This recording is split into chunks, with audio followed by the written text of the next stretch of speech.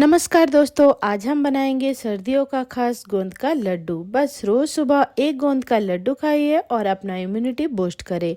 ना होगा थकान, बैक पेन या फिर जोड़ों का दर्द। इसे बच्चे, बड़े, बूढ़े सभी खा सकते हैं। तो चलिए बनाते हैं गोंद का लड्डू, जो टेस्टी भी है और बहुत ही ज़्यादा मज़ेदार। तो सबसे पहले मैं यहाँ पे 2 से 3 चम्मच घी डाल रही हूँ। अब यहाँ पे मैं ले रही हूँ गोंद। इसे एडिबल गम भी कहा जाता है। बहुत ही इजीली ये मार्केट में मिल जाता है या फिर ऑनलाइन भी मिल जाता है। तो हम इसे फ्राई करेंगे घी में।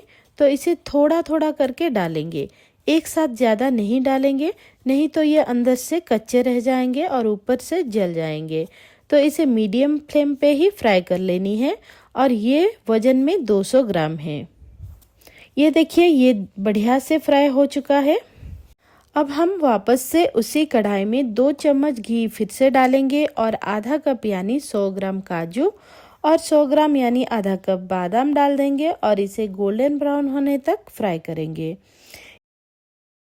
इसे भी लो टू मीडियम फ्लेम पे ही फ्राई करनी है। अब ये अच्छे से फ्राई हो चुका है, तो इसे हम निकाल लेंगे और एक प्लेट में। और अब उसी कढ़ाई में हम डाल देंगे 1/4 कप यानी 50 ग्राम जितनी किशमिश और 1/4 कप पिस्ता, और इसे भी हल्का सा ड्राई रोस्ट कर लेंगे मीडियम फ्लेम पे। 1 से 2 मिनट फ्राई करने के बाद ये अच्छे से फ्राई हो चुका है, तो इसे भी हम निकाल लेंगे उसी प्लेट में।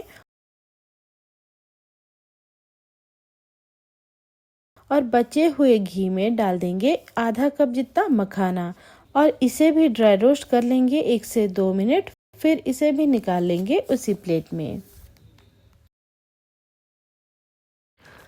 अब मैं यहाँ पे ले रही हूँ सूखा खोबरा यानी सूखा नारियल, आधा कप के करीब, और इसे भी अच्छे से भून लेंगे।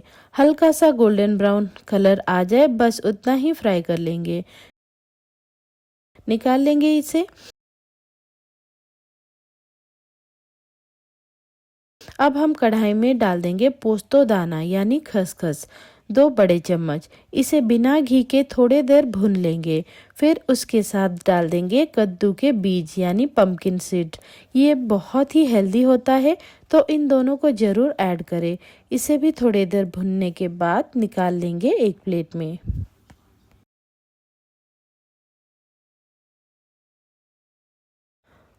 वापस से कढ़ाई में 2 बड़े चम्मच घी डालेंगे और साथ ही में डाल देंगे 2 बड़े चम्मच बेसन।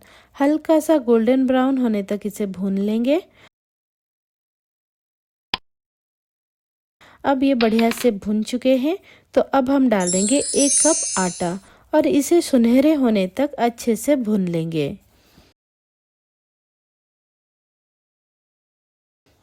अब ये बढ़िया से भुन चुका है, तो मैं डाल रही हूँ यहाँ पे जायफल।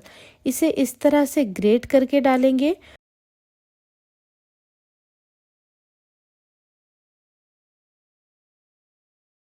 लगभग आधी छोटी चम्मच डाल दिए हैं।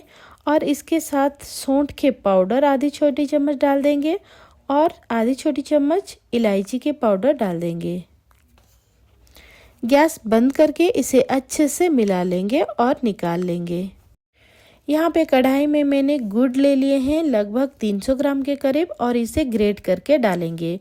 और इसमें हम डाल देंगे 2 बड़े चम्मच पानी और 2 छोटी चम्मच घी, और अब इसे मेल्ट होने देंगे। इसे कोई भी तार नहीं चाहिए, बस तब तक पकानी है जब तक कि ये अच्छे से मेल्ट ना हो जाए। अब ये अच्छे से मेल्ट हो चुका है, गैस का फ्लेम बंद कर लेंगे। आप देख सकते हैं सारे चीज़ एक जगह पे रख दिए हैं। तो सबसे पहले हम गोंद को अच्छे से क्रश कर लेंगे। इसे ग्राइंड नहीं करनी है, इसे इस तरह से क्रश करके लड्डू में डालेंगे तो लड्डू खाने में बहुत ही टेस्टी लगेगी।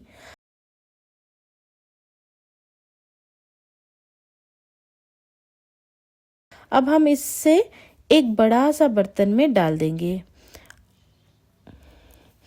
अब हम क्या करेंगे कि बाकी के ड्राई फ्रूट्स को ग्राइंड कर लेंगे।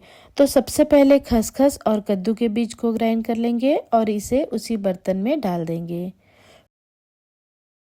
फिर हम मखाना को भी ग्राइंड कर लेंगे और इसे डाल देंगे बर्तन में। फिर हम काजू, बादाम और पिस्ता को कोर्सली ग्राइंड करके डाल देंगे।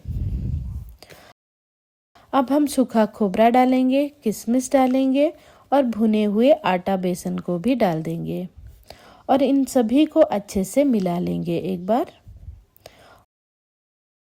और अब हम गुड़ को थोड़ा थोड़ा करके डालेंगे और इसे अच्छे से मिक्स कर लेंगे। इसे हाथों से अच्छे से मिक्स कर लेंगे और लड्डू बनाना शुरू करेंगे।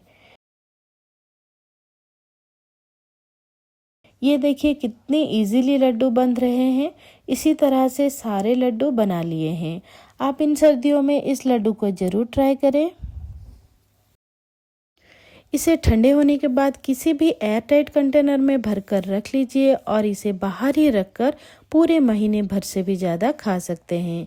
आप इन सर्दियों में इस लड्डू को ज़रूर ट्राई करें और अपना फीडबैक हमें ज़रूर बताएं। तो मिलते हैं और एक मज़ेदार रेसिपी के साथ।